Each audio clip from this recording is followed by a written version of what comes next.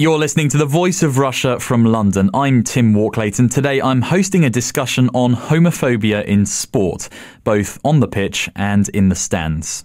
In recent years, basketball, rugby and cricket have all seen high-profile stars come out as homosexuals.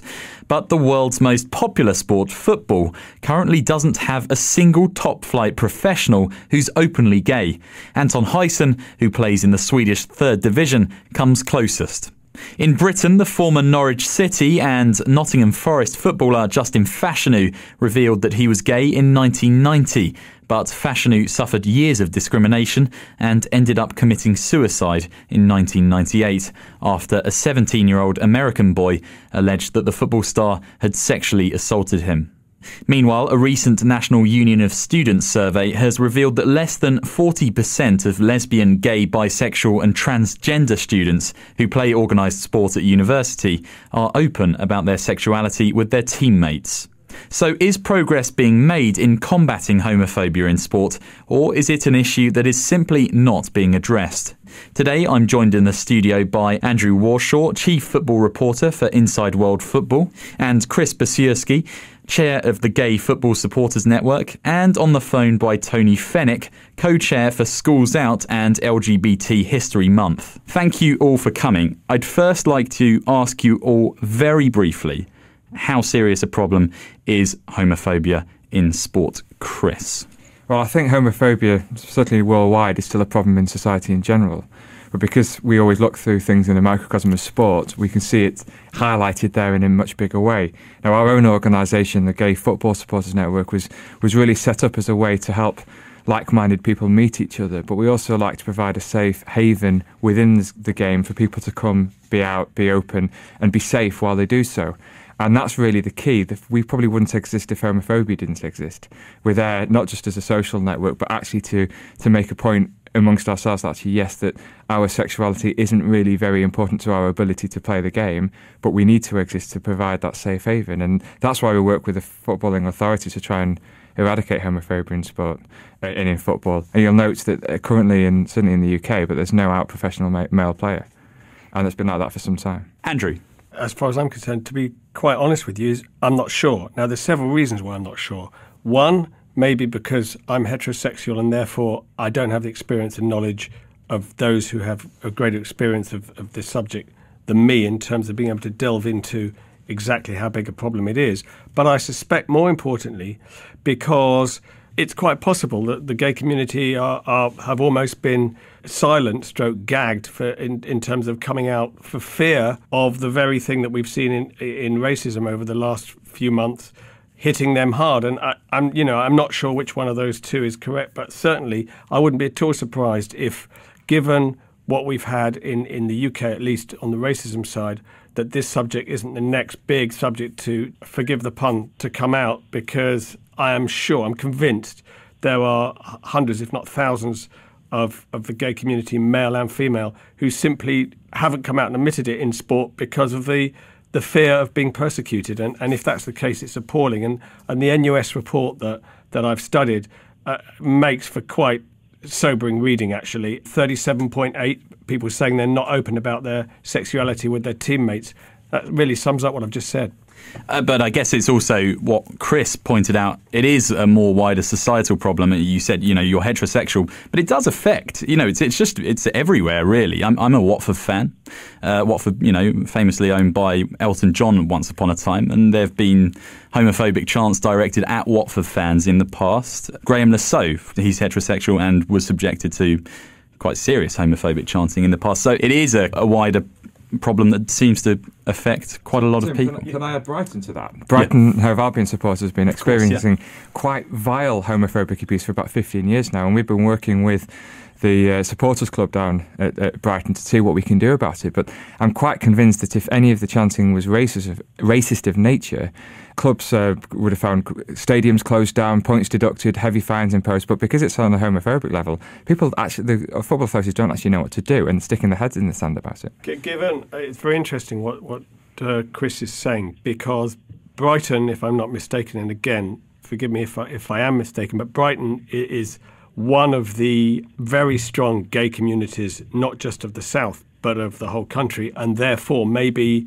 I'm sure there is a link between that and what Chris has just said. But going back to your point about Graham Lasso, he's not the only one. I've watched football for 40 years, and I can tell you the whispers and innuendos and comments that have no basis in fact are pretty prevalent at football matches, not just in the Premier League, but throughout the professional game. And actually, it doesn't matter whether Graham Lasso is gay or whether he isn't gay. The problem is these sort of very unpleasant kind of whispers that you get around the stands saying, oh, did you know he's gay? Did you know he's got a relationship with X or Y? And, that must put a lot of people off in terms of actually coming out and saying, well, yes, I am. And I do have a relationship with X or Y. If I wasn't gay, would you be saying these things? And I think that is really pivotal to the debate. And it's something I find extremely disconcerting. Tony, how serious a problem is homophobia in sport? To give you a bit of background, it's Lesbian, Gay, Bisexual and Trans History Month, which we hold in the UK every February. We celebrate the lives of lesbian, gay, bisexual and trans people from history to try to give young people role models and to tell us that, there are lots of lesbians, gays, bisexual and trans people out there, LGBT people we call them for short, and that they've lived very long lives and some of them have done some tremendous things. Because visibility is the key. We've got to make our communities visible.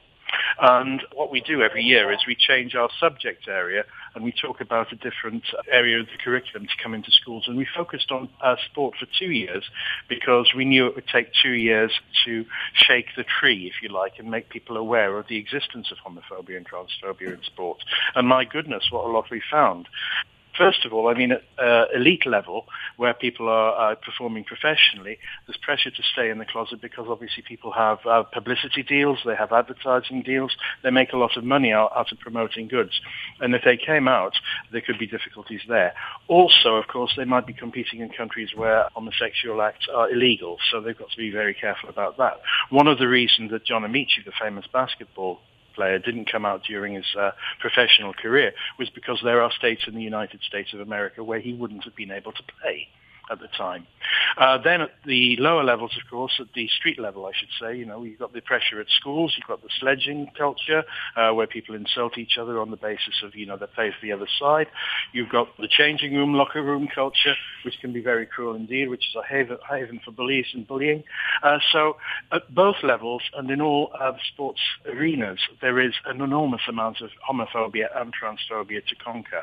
I think we've started a process that we've got to continue and see through to its fruition. You're listening to The Voice of Russia from London. I'm Tim Walklate, and today I'm hosting a discussion on homophobia in sport, both on the pitch and in the stands.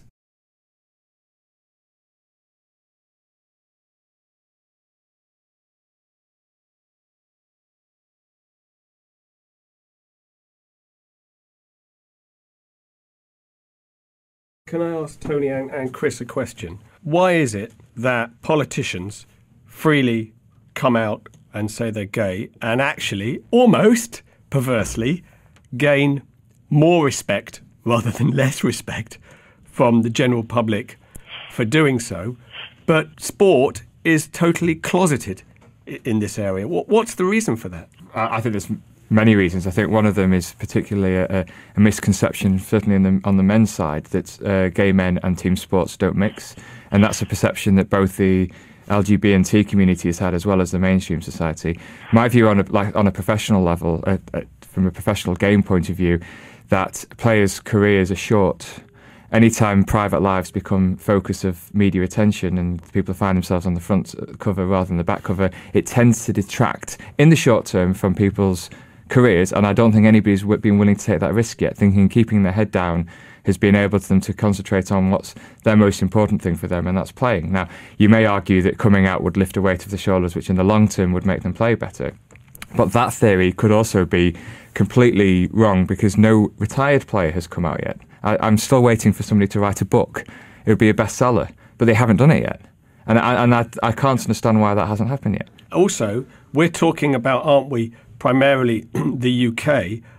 I wonder whether in countries that perhaps in Europe are not as liberal-minded as we are here, how much further back would they be in terms of developing this area, given that gay communities in some countries are not just in sport, but in every way. They're just not known because of I guess, fear and prejudice. I mean, that's a huge worry, isn't it? We've made strong representations to FIFA about how safe our members going to the World Cups in both Russia and Qatar are going to be. In Russia recently, we've seen a big crackdown on the LGBT community where our members wouldn't feel safe, but at least it'd be legal over there. In Qatar, you could be thrown in prison. The penalties for being gay over there are severe. And if you're going to take in a major international tournament like that, how can you make it safe? Fascinating. Well, I think what I'd also like to bring in is Justin Fashanu. I mean, I think he's a major reason for why so many footballers haven't come out. Justin Fashanu had many, many demons. His sexuality was just one of them. But we always say we wouldn't never want anybody to come out. We want to create an atmosphere in football or in sport where they can come out if they want to.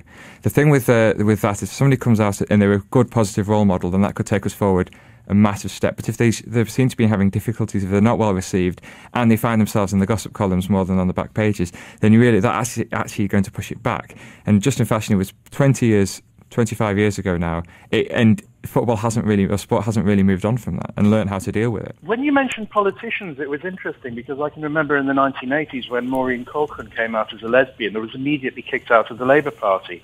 And Peter Tatchell campaigned for the Labour Party in Bermondsey and was mocked tirelessly and basically destroyed by the media and by his fellow politicians as well.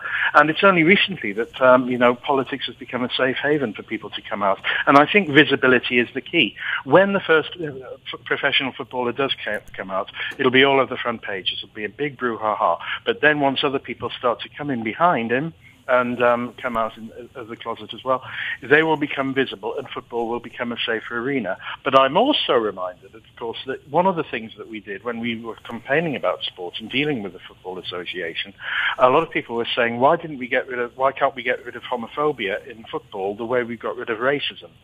And then a lot of people turned around and said, hang on a minute, when did you get rid of racism in football? And now, of course, you found out that racism is rife in parts of Central and Eastern Europe, and racism is rife in many of our clubs now, including some of the professional players. And that's been on the front pages recently as well. So we've opened a big can of worms there. And I don't think we're quite as liberal and open-minded and as good on equal opportunities as we like to think ourselves sometimes. To use a fairly weak sporting pun, I guess that in terms of raising awareness of racism, that's kind of in the Premier League, as I said to Andrew earlier. The issue of homophobia in football is kind of Conference North. It's so far behind in comparison to racism. I mean, you said earlier, Andrew, it's about, first of all, there needs to be a footballer to come out openly as a homosexual, and then secondly to raise awareness of it. So it's almost twofold. I disagree with that. Yeah? I think it's the gay. We would never presume to ask anybody to come out. We would never presume to say to somebody they should put their head above the parapet. If it happens and it works out fine, that would be absolutely fantastic. But we, in the game, or those of us who like the game, need to make sure that the environment in the game is ready for when somebody does that. And that seems to be the first point. When it comes to the Premier League and it comes to the other football authorities, it's very clear to us, having spoken to them for many years now, that the word homophobia isn't something that they're comfortable with, and it's something they know a great deal about. And what we're trying to actually do is come back to basics and actually get everybody around the table and say, we want to come up with a common understanding of what do we actually mean by homophobia. Where is the line between banter and abuse? And for us, it's very, very simple. If you take out the word that's gay-related and replace it with a word that's race-related, would that be acceptable? In almost every circumstance, the answer is no, and there's your answer. But because the game is almost not willing to talk about it at that level, and the Premier League are very happy to sit down on our table, and the stumbling block is actually getting everybody in, teaching them in a way that this is actually quite a really simple issue, and it could be dealt with really simply, but there's a massive, massive block. And breaking that block down is the hard thing. Do you know whether there are gay footballers in the professional game in the UK, or do we turn it on its head and say, well, actually, there may not be, because of the very concept of the fact that team sports and professional footballers don't go together? There clearly are. We've had anecdotal evidence for many years, but the best evidence we've got really right now is recently we carried an interview on our website with Clark Carlisle, who is the chair of the Professional Footballers Association, the Players' Union. And he says that 8 players who are gay have approached him as the chair of the PFA and talked about coming out. And of those 8, 7 of them have blamed the media reaction for being or the perceived media reaction for being the reason they haven't been able to come out. So the chair of the PFA has spoken personally to 8 players in the professional league who are gay. We've spoken to people over the years. We know they exist. We've never asked them to come out, but we know they're there, and we want to work for them to get to the point where people like them would be happy to speak out. Do you think their teammates know? Some of them do. Yeah. We know that anecdotally. We know that some within the teams are aware of them. They're only not out to the public. And you know what? Why should they be? I've long since dismissed the notion that professional football players are role models. They're not. They're football players. Mike Clifford, I think, said that there were several players in the Premier League who were gay, and he advised them not to come out because they would lose money on their sponsorship deals, and it would be, laid on the altar and sacrificed by the media as well. So I think there's a lot of pressure there. And another thing is, of course, a lot of people are partially out. That is to say, they're out to their friends and their family, but not out to the general public or out to the media. And probably the media knows about it in some cases as well. So, you've got to take those things into account. So it's a more complicated thing. I'd like to shift, if possible, over to the idea of the Olympics. I mean, in the Olympics, we had 6 gay and lesbian participants this year, and out of hundreds and hundreds and hundreds that represented Great Britain. So again, there's a very, very small number being represented. I think some of them might be in the closet, but I also think that, of course, sport is not a very welcoming environment for LGBT people when they're at school. There's the locker room culture, the changing room culture. There's the insults. Team sports were an anathema to me when I was at school. I didn't dare go into football and rugby. So there will be a smaller number participating of LGBT people than there is in the wider community. You need to make sport a safer environment. And there is, of course, the LGBT Sports Charter, which all the professional sports have signed up to now, including the Football Association, where they have pledged to make their sport a safe and welcoming environment for LGBT people as participants and as spectators. And that's something that we need to make them stick to and make them do something about. What's quite interesting, Tony, is that I've got several gay friends who are as obsessed by football as I am as a supporter, yeah. but they never played it, probably for the reasons that you've just mentioned. Exactly. I was when I came out at university in '97. I was 18, 19 years old, and I was speaking to gay people for the first time. And I tried to talk to them about sport, football in particular. I also tried to talk to them about the music I liked, the latest Star Wars film that was coming out, and I was astounded to be told, taken to one side by one of them and said, "Chris, you're gay now, you've got to drop these ridiculous straight obsessions." So even within the LGBT community at the time, there was a perception that team sports don't want us and we don't want them. Now, one of the things I'm most proud of with the work that we've done at the GFSN and groups like us, and certainly I would count Schools Out and LGBT History Month in that, is that the LGBT community now are comfortable with the idea of us taking part in sports. They might not want to join us. Certainly in this country, there's no longer the look of surprise and horror that we exist. You're listening to The Voice of Russia from London. I'm Tim Walklate, and today I'm hosting a discussion on homophobia in sport, both on the pitch and in the stands. Today I'm joined in the studio by Andrew Warshaw, Chief Football Reporter for Inside World Football, and Chris Basiurski, Chair of the Gay Football Supporters Network, and on the phone by Tony Fenwick, Co-Chair for Schools Out and LGBT History Month. You said that there needs to be a homosexual to come out in football. You don't think that's essential? I think that is one of the end games rather than the starting point. I think getting to that position where somebody feels comfortable in coming out means that that sport has gone a long way to making them welcome. Now, we may get there right now, but it's a big, big ask, and we would never ask that. Of course, if somebody did come out and they were a really positive role model, it would be fantastic for the game and for society. But we can't sit back and wait for that. We've actually got to do the work now to make sure it happens. Now, there are some good initiatives out there. The PFA have been knocked a lot recently, but they're working with the police to come with some internal football protocols that if somebody does come out, say they're outed in the media or they decide to come out on a whim over a weekend, but before they next have to take a pitch, the relevant people are sitting around a table before the next game, they're talking to the local police, they're talking to the teams, they're talking to the managers, coaches, the stewards, to make sure that the next time that person steps onto the pitch, they are well looked after. And that, for me, is when it comes out, that'll be brilliant. Well, since Gareth Thomas came out in rugby, Stephen Davis came out in cricket, John Amici in basketball, would you say that attitudes have shifted in those respective sports? I don't know. I'm a cricket fan, and I think there was a worry that Stephen Davis wasn't getting picked for England because of his coming out. I don't think that's necessarily true. I think that he's not quite good enough to take Matt Pryor's place, but I'm hoping he'll get there one day. Gareth Thomas has really... he came out towards the end of his career, and he then switched coaches to rugby league, and it highlighted problems in rugby league as well. But these are steps, that's two, the fact that we can name them, it shows how few of them there are. Tony, would you agree with that? Yes, we need to be proactive rather than reactive. We need to remember that at very, very many levels we need to do work. I mean, I hear things about youth clubs where, the leader of a youth club, an amateur football club that takes place after school is shouting out homophobic comments to the kids across the pitch. This kind of thing still goes on, and that's another thing that we need to challenge.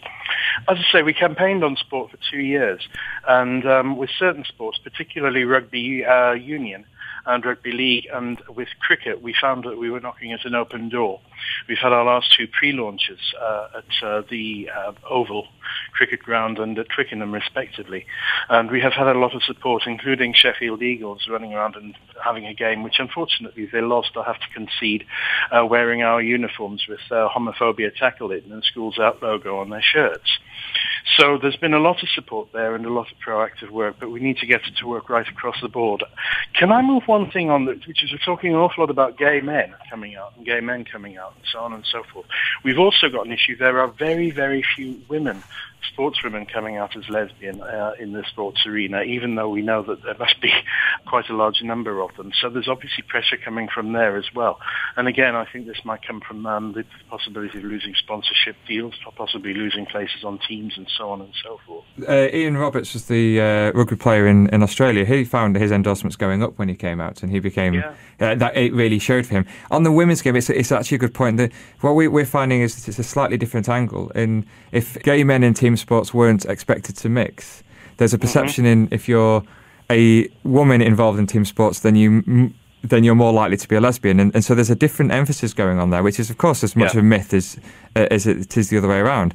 But I think that's another misconception that comes out that makes it more difficult for people to be open as they are and be who they are. There's a very interesting twist to this, Chris, from what you've just said, because if what you're saying is true, Tony, then why, wrongly of course, but nevertheless, it is almost de rigueur on the women's golf circuit and to some extent on the women's tennis circuit that, without a shred of evidence, but nevertheless, the innuendos are always there that a considerable number of them, if not the majority, are gay. So how do we square that with the suggestion that there are perhaps even fewer lesbians playing in professional team sport than there are male homosexuals? I think the premise to start with is to say there aren't more lesbians involved in golf or tennis than there are straight people. I think that's just people pluck out of the air. Why? There are some very high profile lesbian tennis players, or there have been over the years, and I think. But that's good, isn't it? It's brilliant. It's absolutely fantastic. But what it does actually, from their point of view, and it's hard to talk from the woman's point of view, not being a woman, is that because there's a perception that they may be lesbians, they feel that there's more pressure for them not to say anything because their straight colleagues are finding themselves under pressure, whereas in a straight man playing football isn't likely to get pressure on this. They can. People like Graham can get pressure on it, but it's less likely. Whereas it's much more of a pressure for women. So that across the board, it's become more of a difficult issue. You don't think, either of you, you don't think that there is a perception that it is more acceptable, quote unquote, amongst their peers that women golfers and women tennis players, I can't talk for the other sports because I haven't heard any suggestion that they have a gay community as well. But are you saying that it should or shouldn't be more acceptable a gay woman plays tennis and golf than a gay man? There are very few lesbian tennis players or golf players who are professional and are openly gay or lesbian. Most of them are in the closet, and a lot of them are assumed to be, and that's based on stereotype. And I think you can probably trace that back to the old school stereotypes that we had when we were at school, the idea of the gym mistress who was a closet lesbian, and the PE teacher, the male PE teacher, who of course was quite the reverse. He was, half a male. But again, I don't think there are that many who are out, and I don't think there's. I think what you're doing is basically working on a perception based on a stereotype. Chris, I was going to say, I was exactly going to say the same thing. I think the perception is a stereotype, but Tony made the point. Okay, we're running out of time, so I'd like to ask you all very finally, will homosexuality ever be acceptable in sport? Yes, absolutely. Certainly looking at this country, we're probably much closer than we are in other countries, but when I look around the world, I look at particularly Russia and Qatar, where it's coming up in a big way. I think that society has to be brought along before sport is going to be where we need it to be. Andrew? I don't know, but what I wonder is whether is it the human contact or is it the dressing room culture that is preventing this? And I don't understand why, if it's neither of those things, I use the phrase again, it's almost de rigueur for the acting profession, for the music profession, to have a considerable number of gay men and women. What's the problem with sport? Why can't sport embrace the same thing? Tony? Yes, it will. It'll take hard work on the part of a lot of activists, but it will happen. It will take place, and it will have an impact, I think, not just on the nation, but on the world. We had, anybody who heard the cheer that went up when Barack Obama said his presidential speech, and he said, able-bodied and disabled, the American dream is for everybody, and then he said gay and straight, and you heard the cheer went up, and you see that the world's changing, and sport has to change with it. It will happen. Football will probably be the last sports discipline to fall in line, but it will happen, and I look forward to being around when it does. Well, that seems like a good place to finish. You're listening to The Voice of Russia from London. I'm Tim Walklate, and today I've been hosting a discussion on homophobia in sport, both on the pitch and in the stands. Today I was joined in the studio by Andrew Warshaw, Chief Football Reporter for Inside World Football, and Chris Basiurski, Chair of the Gay Football Supporters Network, and on the phone by Tony Fenwick, Co-Chair for Schools Out and LGBT History Month.